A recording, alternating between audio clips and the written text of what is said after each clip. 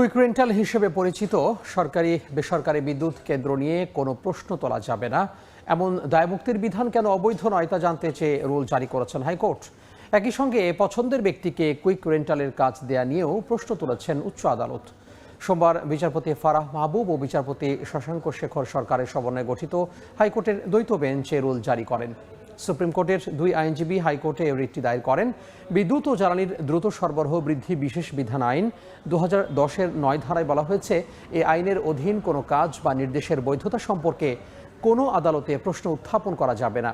এই আইনকে সংবিধানের লঙ্ঘন বলে মনে করেন রিটকারী অ্যাডভোকেট শাহাদীন মালিক। তিনি বলেন, লুটপাট এবং আওয়ামী লীগ সরকারের দোসরদের সুবিধা দিতেই কুইক রেন্টালকে দায় মুক্তি দেওয়া হয়।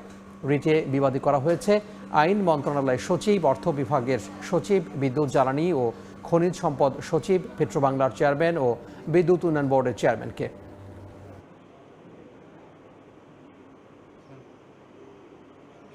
অর্থাৎ যেখানে সরকারের যত ক্রয় একটা প্রক্রিয়ার মধ্যে দিয়ে হয়, একটা টেন্ডারিং প্রসেস যেটাকে আমরা বলি, একটা প্রক্রিয়ার মধ্যে দিয়ে হয়, কিন্তু এই বিদ্যুৎ কেন্দ্রগুলি মন্ত্রীর একক বিবেচনায় সে যাকে ইচ্ছা তাকে যত টাকা ইচ্ছা তত টাকায় চুক্তি করার ক্ষমতা দেওয়া হয়েছে, যেটা অবশ্যই এটা কোনো সভ্য রাষ্ট্রে কোনো মন্ত্রী এরকম একক ক্ষমতা থাকতে পারে না। আদালতের এখতিয়ার রদ করতে পারে এমন কোনো তো আইন হতে পারে না।